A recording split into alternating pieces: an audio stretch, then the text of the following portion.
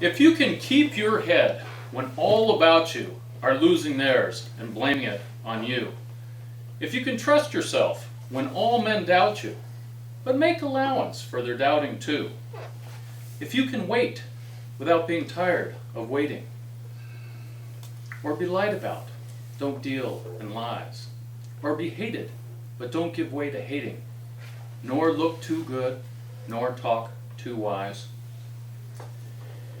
If you can talk to the crowds and keep your virtue, or walk with kings and keep the common touch, if neither loving friend nor foe can hurt you, if all men count with you, but none too much, if you can fill the unforgiving minute with 60 seconds worth of distance run, then yours is the earth and everything in it.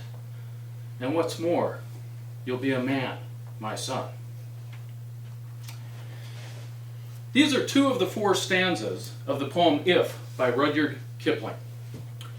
Now, I would love to give you all 4 stanzas, but then this 5 to 7 minute speech would become a 15 to 17 minute speech, which is not allowed by the rules. But if you'd like to hear the rest of it, you're welcome to come on over tonight to my house and I can give you the whole thing. Now, my wife heard me practicing for this speech, and she had actually memorized this when she was in high school. And she told me that she thought it was a beneficial character building experience, that all of them were required to learn it. Imagine that. Schools used to teach character in addition to reading, writing, and arithmetic. And I asked her, the feminist that she is, I love her tremendously, what she felt about the ending of the poem, in which it talked about mankind, and did that offend her in any way? She said, you know, Eric, in today's day and age, you can be offended by just about anything if you choose to, or you can learn and appreciate wisdom wherever you find it. And also, everybody knows that the definition of man, the second definition, is that it's a member of humankind. It's a man or a female. I said, good answer. Hopefully the female judges will feel the exact same way. So I ran across a statistic recently that disturbed me quite a bit. I found out that the average American spends 10 hours a week on digital media. 10 hours a week. 4.5 hours on the TV, about 3 hours on their cell phone, an hour and a half on radio, and then the rest on their computers. 10 hours a day. I mean, if you're sleeping 8 hours a day, that only gives you another 6 hours to eat, go to the bathroom, work, and pay your taxes. Doesn't seem like that's enough time to pay your taxes.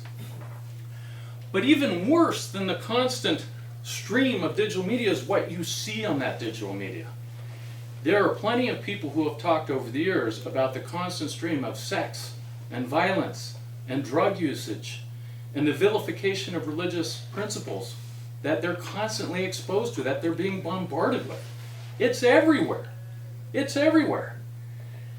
There are statistics that show that the average American teenager in 1 week will see 143 cases of sex on the TV or on their music videos. 143 times a week. 80% of those not between married couples. That's a lot. And what do you think the results of that might be? Well, we actually have a pregnancy rate in America of 2 to 7 times higher than teenagers in other countries.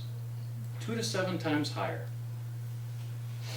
And we have divorce, and we have lots of other bad things that we should probably not be encouraging.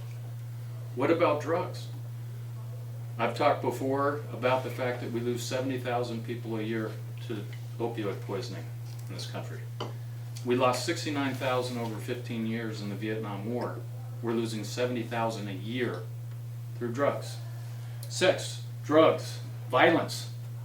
How often do we open up a piece of paper or look on TV and we see another school shooting? There's violence everywhere. We've experienced that even this week. And then how often do they show people who actually have religious devotion other than as a villain? We see a lot of terrorism. We see a lot of Muslim villains. It's a constant stream of negativity. So what's the answer? What can we do? It's hard to turn off. We're attracted to it. We like it. I like violence. I like watching violence all the time. I don't go off and do a school shooting.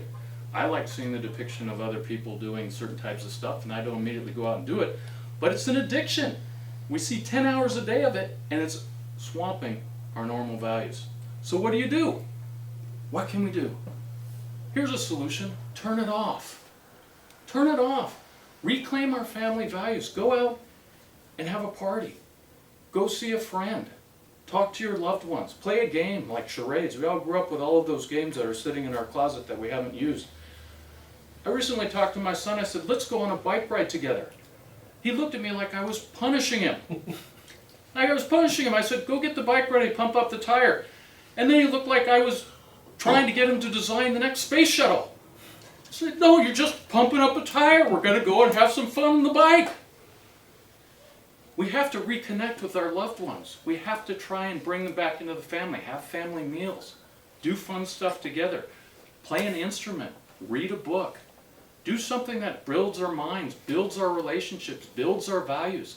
Don't let the oligarchs decide what we're going to be programmed with. You know, recently Harvey Weinstein got in a lot of trouble because he invited a lot of unwilling women to join him on the casting couch. He's the guy who's programming a lot of the stuff that we watch on TV. There's oligarchs who are over in Silicon Valley who determine what our values are, what we're allowed to see, what we're not allowed to see, what algorithms are going to allow us to see on Facebook. Pass that stuff aside. Reclaim our values. Choose them yourselves. And if you do, it's not going to be easy. You might be lied about, but don't deal in lies. You might be hated, but don't give way to hatred. Because if you persevere, you too might someday walk with kings. You might be able to keep your head when all others about you are losing theirs and blaming it on you. So reclaim our moral heritage. Reclaim our family values. Reclaim those relationships that matter to us. For ultimately, we are the drivers of our destiny. We are the captains of our character. And we are the stewards of our souls. Fellow Toastmasters.